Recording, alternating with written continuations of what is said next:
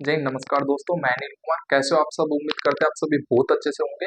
तो दोस्तों, आज के वीडियो में हम बात करेंगे जो आपका आरआरबी लेवल 1 का पोस्ट है उसका कैसे पैटर्न रहता है, यानी एग्जाम के बाद में पीटी कब होगा, आपके पीटी में रनिंग और जो आपका 100 मीटर का वेट वाला रनिंग, उसके बाद में जैसे ही आपका ये प्रोसेस कंप्लीट होता है तो उसके बाद में आपका मेडिकल कैसे होगा, मेडिकल में कितना टाइम लगता है, डीवी कब होगा, ज्वाइनिंग डीवी कब होगा, इन सारी चीजों की बात करेंगे। वीडियो में अंत तक बने रहिएगा। वीडियो अच्छा लगे वीडियो को लाइक और चैनल को जरूर से जरूर सब्सक्राइब कीजिएगा। दोस्तों, हम बात करते हैं यहाँ पर कि सबसे पहले प्रोसेस क्या होता है। तो दोस्तों, आप साइड में देखिए, सबसे पहले जो प्रोसेस होता है आपका, वो आपका एग्जाम होगा। यानी कि जैसे ही आपका एग्जाम कंप्लीट होगा, जैसे ही आपका एग्जाम कंप्लीट होगा तो एग्जाम के कंप्लीट होने के बाद में मैं बात कर रहा हूँ इस वाली पोस्ट की जो अभी लेटेस्ट निकली है और जिसकी अभी वर्तमान में जो एग्जाम है वो कंडक्ट हो रही है। तो इसके बाद में आपको लगभग आपको 1 महीना मिलेगा। 1 महीने में आपका लगभग निश्चित मानिए रिजल्ट कंफर्म आ जाएगा। यानी कि आपका जो एग्जाम है वो 10 फरवरी तक चलने वाला है। यहाँ पर मैं लिख देता हूँ 10 फरवरी। 10 फरवरी तक एग्जाम चलेगा। फरवरी के बाद में लगभग मार्च में आपका फाइनली रिजल्ट आ जाएगा। मार्च के अंदर फाइनली आपका रिजल्ट आएगा। लगभग तय मानिए, ये लगभग निश्चित है क्योंकि प्रोसेस में ज्यादा टाइम नहीं लगेगा। आपको खुद आप शॉक्ड हो गए वो सोच के कि यार इतना जल्दी प्रोसेस। जो आंसर किया है एग्जाम के लगभग 1 वीक बाद में आ जाएगा। जो आपका 10 फरवरी है यानी कि 17 फरवरी तक कंफर्म मानिए आपका जो आंसर की है वो कंपलसरी आ ही जाएगा। उसके बाद में हम बात करें, आपका लगभग मार्च में रिजल्ट आ जाएगा। और मार्च में जैसे ही रिजल्ट आता है तो आपको एक से मतलब 1.25 महीना मान लो, 1 से 1.25 महीना मिलेगा। जैसे ही रिजल्ट आने के बाद में 1 से 1.25 महीना होगा, आपका पीईटी आ जाएगा। पीईटी के बारे में जैसे आपका रिजल्ट आता है ना, साथ में पीईटी का वो भी आ जाता है नोटिफिकेशन की कब से पीईटी होगा। यानी 1-2 दिन में या उसी टाइम या 1 वीक के अंदर कंफर्म ये आ जाता है कि पीईटी आपका कब से होगा। जैसे रिजल्ट आता है ना तो पीईटी में ज्यादा टाइम नहीं देते। आपको जैसे ही रिजल्ट आया, जैसा आज रिजल्ट आ गया तो 1 वीक के अंदर आपको ये बता दिया जाएगा कि जब से और जब से आपका पीईटी स्टार्ट हो जाएगा, आपका रनिंग होगा।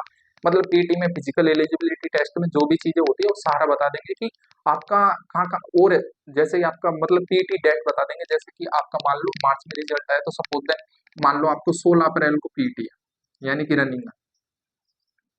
ये बता देंगे कि भाई 16 अप्रैल को आपका रनिंग है, लेकिन जो उसका लोकेशन है वो नहीं बताएंगे कि पीटी होगा कहाँ, मतलब कि आपका कौन सा ग्राउंड है, कहाँ पे होगा। तो मैं आपको एक चीज और बता देता हूँ कि पीटी कहाँ पे होता है। जिस जोन से आपने फॉर्म फिलअप किया ना, उसी ही जोन में आपका रनिंग होगा। उसी ही जोन में आपका जो 100 मीटर का वेट यानी रनिंग होगा, वहीं पर ही 100 मीटर का जो आपका वेट वाला 35 kg या 20 kg का वेट वाला होता है वो भी उसी ग्राउंड में होगा। तो ये डाउट आप सभी का क्लियर हो गया होगा कि बहुत सारे कैंडिडेट पूछते भी हैं कि भैया हमने फॉर्म अप्लाई किया चेन्नई से, क्या हमारा पीटी कहाँ पे होगा? तो चेन्नई में ही होगा दोस्तों। जहां से जिस जोन से आपने फॉर्म फिलअप किया ना उसी जोन में आपका पीटी होगा। आई थिंक क्लियर हो गया होगा। तो पीटी के जस्ट बाद में जैसे ही आपका पीटी होता है, पीटी होने के बाद में आपका रिजल्ट उसी दिन निकाल दिया जाता है। यानी कि जैसे ही मैं आपको बता दूं, आपका मॉर्निंग में जैसे मान लो पीटी है तो आपका इवनिंग में या आपके जैसे आपका पीटी कंप्लीट हुआ उसके 2 घंटे बाद में आपका जहाँ ग्राउंड होता है उसके बाहर चिपका दिया जाएगा। मतलब रिजल्ट निकाल के पीडीएफ फॉर्म में और एक पेपर पे उसको निकाल के बाहर चिपका दिया जाता है कि ये कैंडिडेट क्वालिफाई है, ये कैंडिडेट डिस्क्वालीफाई है। टाइमिंग को नहीं दिखाया जाएगा, टाइमिंग आपकी जो साइड होती है उस पर दिखाया जाएगा। तो जैसे ही आपका पीटी होगा, रिजल्ट आपको एक मैक्सिमम मान के चलिए इवनिंग तक आपका रिजल्ट आ जाएगा। उसके बाद में लगभग पीटी कंप्लीट होने के लगभग, जैसे कि मेरा पीटी हुआ था 12 जनवरी को, 8 फरवरी को मेरा है ना जो डीबी है वो उसका कॉल हो गया था। तो जैसे ही आपका पीटी कंप्लीट होगा उसके लगभग 20-25 दिन मैक्सिमम, इसमें भी 1 महीना मानूंगा, आपका जो डीबी है, अ, जो आपका मेडिकल है, मेडिकल और साथ में डीबी, यानी कि फर्स्ट डीबी होता है बाद में मेडिकल होता है। ये भी मैं आपको डाउट क्लियर कर देता हूँ। आपका पीटी के बाद में जैसे ही आपका मेडिकल और डीबी कॉल होगा तो सबसे पहले डीबी होता है, डॉक्यूमेंट वेरिफिकेशन। डीबी जैसे ही कंप्लीट होता है तो आपको मेडिकल के लिए भेजा जाता है। दोनों का जो इक्वलेटर होता है वो सेम रहता है। आपको डीबी के बाद में मेडिकल में भेजा जाएगा, अलग अलग भी हो सकता है लेकिन डीबी के बाद में आपको मेडिकल में भेजा जाएगा। और मेडिकल में प्रोसेस लंबा भी चल सकता है, एक दिन में भी हो सकता है।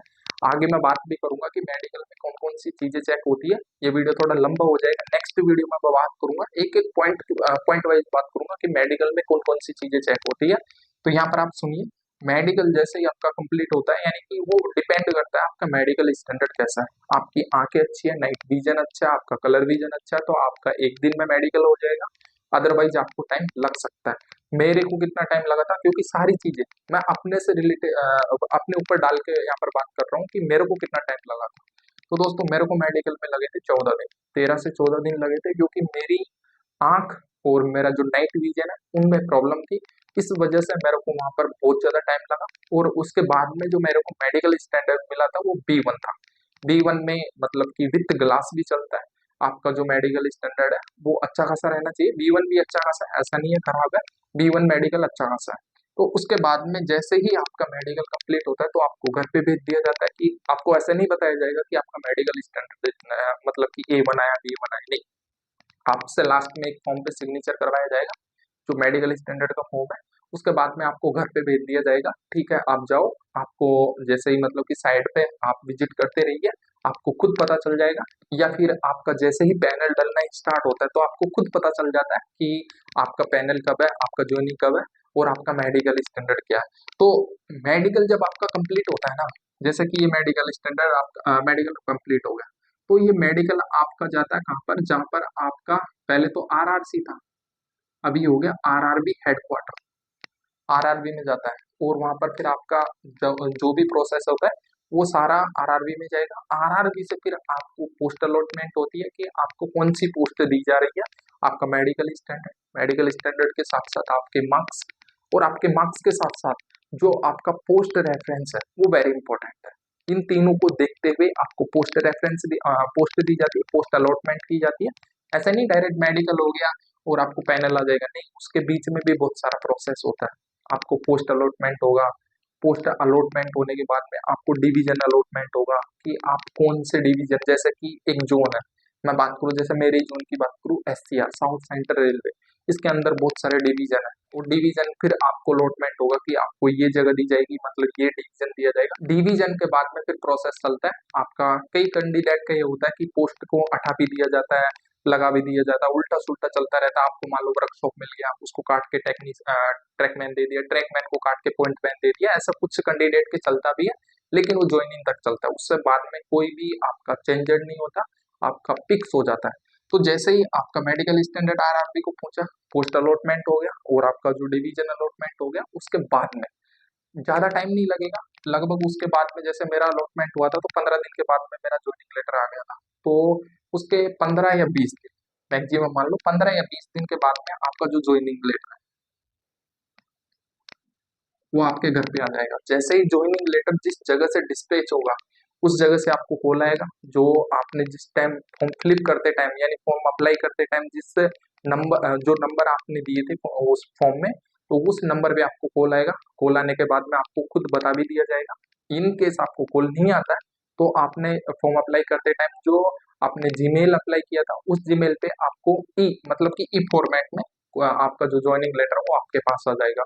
और उसमें साफ साफ गाइडेंस भी लिखा रहेगा कि अगर आपको इन केस जो ज्वाइनिंग लेटर आप भेज रहे हैं वो लेट मिलता है, तो आप प्लीज ये डॉक्यूमेंट्स ई कॉपी फॉर्मेट से इसी को निकलवा के इसी को ही रेडी कर लीजिए।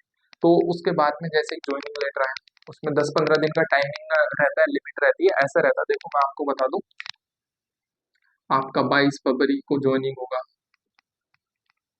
तो 22 फरवरी से आप पहले पहले आ जाओ। मतलब ऐसा होता है, 10-15 दिन का रेंज दिया जाता है उसमें। कभी वीडियो बनाऊंगा तो मैं खुद मेरा अपना ज्वाइनिंग लेटर दिखाऊंगा, पूरे डॉक्यूमेंट्स दिखाऊंगा, वो दिखाऊंगा जब आपका DV होगा। तो ये सारी चीजें होती है जो उसके बाद में उसमें आपको बोला जाएगा कि इतने तारीख से आप पहले आओ। तो आपको उसी तारीख से पहले आपके जो भी ज्वाइनिंग लेटर में डॉक्यूमेंट्स आए थे वो सारे आपको रेडी करने हैं। वो भी बता दूंगा मैं। एक लॉन्ग वीडियो पूरा ऐसे बताने में बहुत टाइम लगता है। एक एक चीजें बता दूंगा कि उसमें कौन कौन सी चीजें चाहिए, character certificate, caste certificate, police verification, यानी बहुत सारी चीजें होती है, आइडेंटिफिकेशन, बहुत सारी चीजें होता है, वो मैं बता दूंगा। एक वीडियो बनाऊंगा, सारे डॉक्यूमेंट्स वहां पर बता दूंगा कि आप कौन कौन से डॉक्यूमेंट्स आपको बनाने होते हैं। तो ये सारा प्रोसेस होता है। प्रोसेस होने के बाद में आप जैसे ही सारे डॉक्यूमेंट्स रेडी करते हो, रेडी करके जहां पर आपको ज्वाइनिंग देना है यानी लेना है, वहां पर आप फाइनली जाते हो। उसके बाद में वहां पे जाने के बाद में आपका लास्ट प्रोसेस होता है ज्वाइनिंग बीवी। वो होता है ज्वाइनिंग बीवी। उसमें आपका लिखते हैं मतलब कि अगर आपने ज्वाइनिंग कर लिया, भाई ज्वाइनिंग कर रहे हैं, जॉब ले रहे क्यों, पैसे के लिए, काम करेंगे पैसा आएगा, तो उसमें आपका अकाउंट लगेगा, बहुत सारी चीजें होती है, अकाउंट लगेगा, चेक लगेगा, और आपका कुछ जो आप गवर्नमेंट एम्प्लॉय बन गए उनकी आईडी बनेगी, उनका जो एक साइड पे बहुत सारे HRMS बनेगा, बहुत सारी चीजें होती है, उसके बाद में प्रोसेस होता है। तो दोस्तों मैं शॉर्ट टर्म में बहुत ही कम समय में आसान तरीके से समझाने की कोशिश किया हूँ कि आपका प्रोसेस कैसा रहता है। किसी नेक्स्ट टाइम आपको अच्छे से लर्न करके एक एक चीजें बताऊंगा यहाँ पर कि आपको कौन कौन से डॉक्यूमेंट्स रेडी करने हैं, कौन कौन सी चीजें आपको चाहिए। तो आपको अच्छा लगे ना तो वीडियो को लाइक कीजिएगा, चैनल को जरूर से जरूर सब्सक्राइब कीजिएगा। दोस्तों मैं ऐसा ही आपको आगे बढ़ने के लिए एक एक चीजें समझाते रहूंगा, बीच में आपको फंसने नहीं दूंगा। और आपका फिर भी कोई डाउट होता है ना तो आप टेलीग्राम चैनल ज्वाइन कीजिए, डिस्क्रिप्शन में लिंक है, वहां पर डायरेक्ट DM करके आपसे पूछ सकते हो, मैं 100% आपका आंसर देने की कोशिश करूंगा। तो जब तक के लिए जय हिंद जय भारत दोस्तों, चैनल को जरूर से जरूर सब्सक्राइब करना। Thank you, love you guys, जय हिंद जय भारत।